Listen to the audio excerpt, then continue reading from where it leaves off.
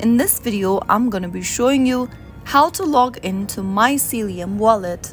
Before diving into the video, let me tell you that Mycelium does not have a traditional login process like many other applications, as it operates as a decentralized cryptocurrency wallet. So instead of logging in, you can easily restore your wallet from the backup.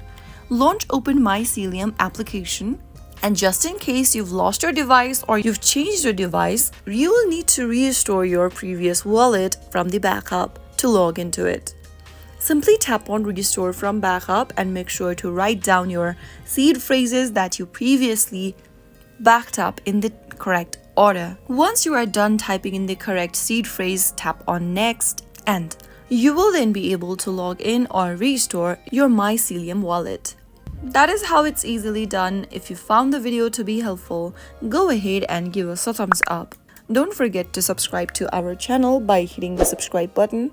Also press on the notification bell so that you'll never miss another upcoming upload from us. I will be back again in the next video. Thanks for watching.